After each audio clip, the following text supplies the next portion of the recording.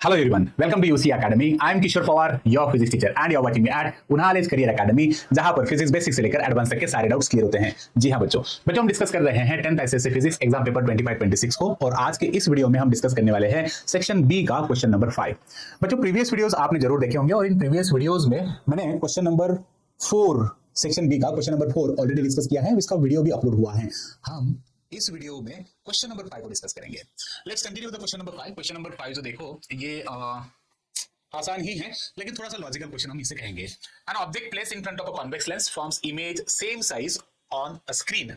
अच्छा, जो image screen पर बन जाती है उसे हमने रियल इमेज कहा था और ये जो लेंस है वो है कॉन्वेक्स लेंस। तो अकॉर्डिंग टू द क्वेश्चन अगर हम इसे देखें तो कुछ इस तरह से बन सकती है। ये है हमारे पास में कॉन्वेक्स लेंस। कॉन्वेक्स लेंस के सामने आपने एक ऑब्जेक्ट रखा। बच्चों आपको इस कॉन्वेक्स लेंस के सारे basic important terms, general terms सभी पता है और कुछ आपने ऐसे ही इसे सॉल्व किया होगा। तो ये है optical centre. This side is we can say F2, this side is 2F2। यहां पर मैं रख देता हूं F1 और ये होगा मेरा 2F1। ये सारे डिस्टेंसेस आपने ऐसे कुछ मार्क किए होंगे। Optical centre, focal length, double of focal length, something like this. Okay, now further moving, उन्होंने कहा कि object is placed in front of a convex lens forms image same size.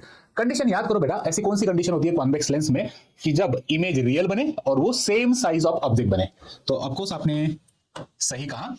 Object को हम जब सेंटर ऑफ कर्वेचर मतलब 2F1 पर अगर मैं रखूं तो इसकी इमेज जो है ना, ये ऑब्जेक्ट हमने रखा है 2F1 पर, तो इमेज बनने वाली है 2F2 पे और object size, image size same होती है। I am right? अच्छा, आगे देखेंगे तो इसका मतलब अगर इस पॉइंट के अकॉर्डिंग जो उन्होंने फर्स्ट पॉइंट हमें बताया उसके अकॉर्डिंग मैं यहां पर लिख सकता हूं केस 1, इनिशियल केस 1, इसे हम समझते हैं। इसमें ऑब्जेक्ट डिस्टेंस क्या लिखोगे? U1।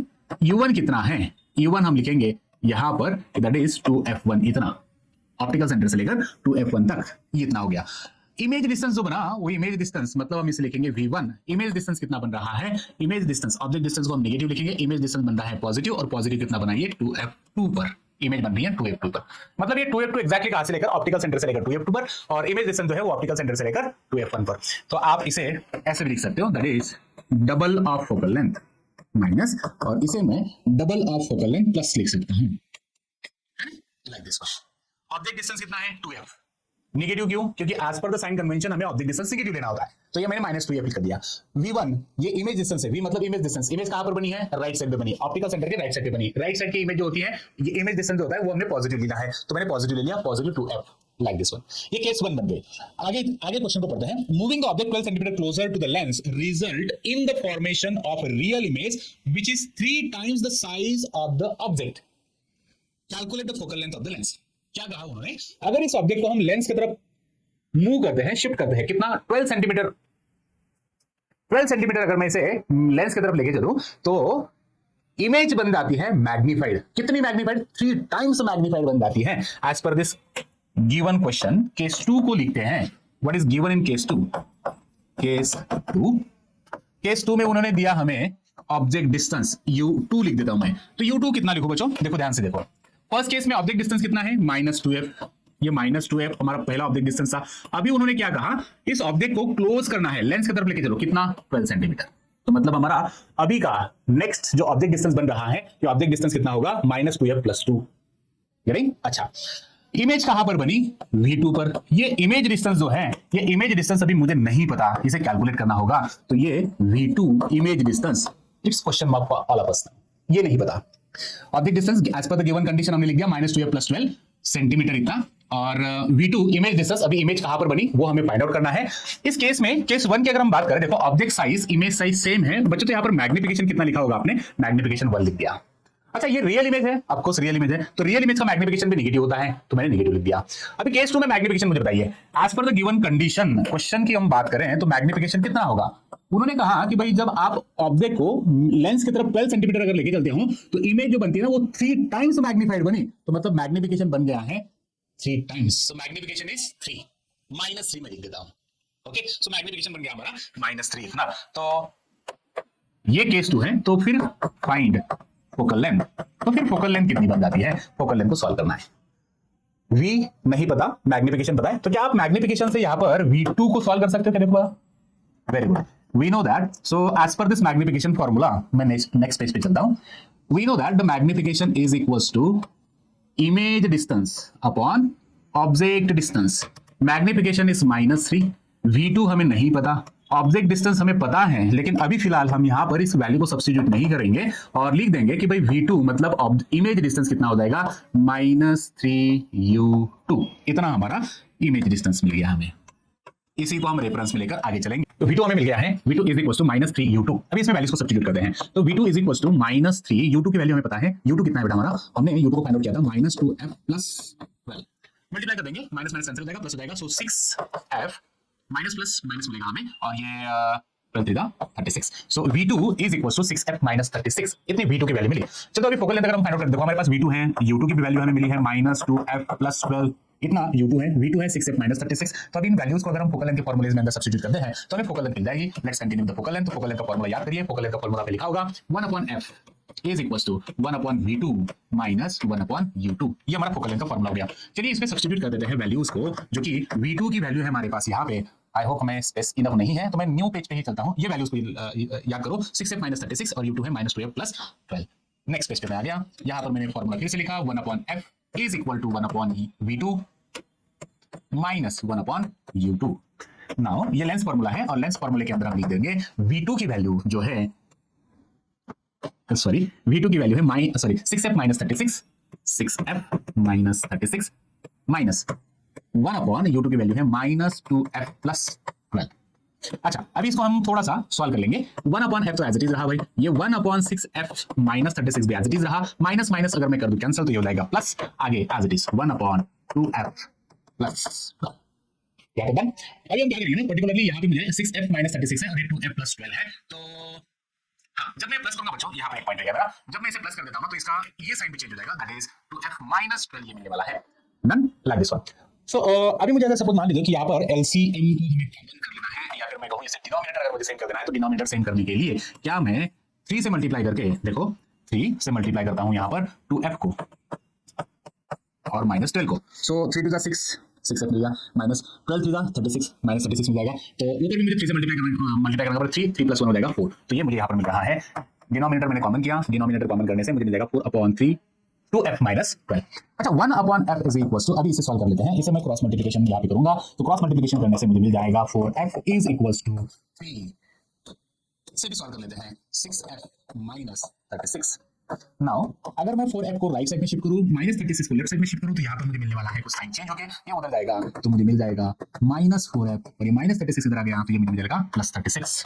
नाउ यहाँ पर 36 इज इक्वल टू 6f में से 4f को माइनस कर दो तो 2f मिल जाएगा, और यहाँ पे f की वैल्यू एक्सपेक्टेड है, f is equal to 36/2 and f is equal to 18 centimetre इतना। तो फोकल लेंथ हमें मिल चुका है। Focal length of a given convex lens is equal to 18 centimetre. Lengthy question था बहुत, सॉल्व करते करते बहुत देर लगी। So like this expected questions are there. Actually ये क्वेश्चन को आप सॉल्व स्टेप्स वाइज करोगे तो करेक्ट आंसर मिलेगा। अगर आप कहीं पे शॉर्टकट करने की कोशिश करोगे तो थोड़ा हो सकता है रॉन्ग। तो आई होप आपने इसी तरीके से इसे सॉल्व किया होगा। डिमीटर। नेक्स्ट फिफ्थ का सेकंड बिट था, atmospheric pressure after the hailstorm is greater than the temperature during the hailstorm. True और false? Ice particle during the hailstorm, जो आइस के पार्टिकल्स नीचे गिर चुके हैं, ये पार्टिकल्स बाद में मेल्ट होने लगेंगे। मेल्ट होने के कारण वो क्या करें, मेल्ट हो रहे हैं, इसका मतलब क्या करेंगे ना, वो सराउंडिंग का टेम्परेचर एब्जॉर्ब करने की कोशिश करेंगे। तो हीट एब्जॉर्ब करेंगे, मतलब सराउंडिंग का टेम्परेचर कम हो जाएगा। तो after the hailstorm temperature of surrounding is not greater, it is less. तो इसीलिए ये स्टेटमेंट हो गया आपकी false. Which thermal physical quantity of a frying pan changes by making base heavier? Frying pan का बेस अगर मैं हेवी कर दूं तो कौन सी physical quantity, thermal physical quantity यहां पर चेंज होती है? बेस को अगर आप थिक बना देते हो तो यहां पर हीट कैपेसिटी जो है वो चेंज हो जाती है। हीट कैपेसिटी, यहां पर आपको हीट कैपेसिटी ये आंसर लिख देना था। State the principle of calorimetry. Principle of calorimetry states that the amount of heat lost by hot body is always equal to the amount of heat energy gained by cold body, provided that there is no loss of heat energy. I hope आपने यही लिखा होगा। तो ये हो गया हमारा question number 2। तो क्वेश्चन नंबर 2 में फर्स्ट पॉइंट हमने जो सॉल्व किया वो था ट्रू और फॉल्स का। ये फॉल्स स्टेटमेंट है। आफ्टर द हिलस्टॉर्म सराउंडिंग का टेम्परेचर कम होता है विच थर्मल क्वांटिटी, ये हो गई हमारी हीट कैपेसिटी, और प्रिंसिपल को हमने एक्सप्लेन कर दिया। शायद आपने यही इसी तरह से लिखा होगा। अगर इस पर्टिकुलर क्वेश्चन में कुछ डाउट है तो कमेंट जरूर करिए, और आपने आंसर सही लिखा होगा तो भी कमेंट करिए। वीडियो को एंड तक देखो। The given graph represents the cooling curve of liquid.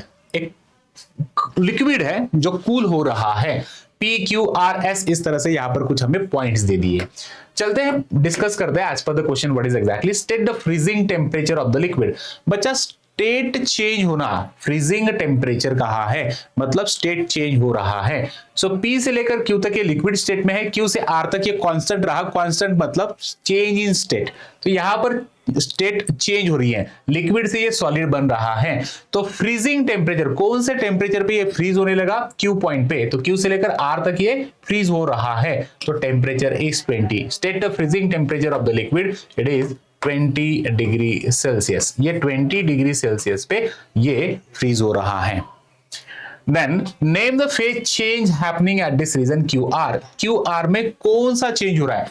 ये लिक्विड था, ये यहां पर सॉलिड बन गया, तो यहां पर बनेगा name the phase change happening at this region. यहां पर फेज चेंज होगा लिक्विड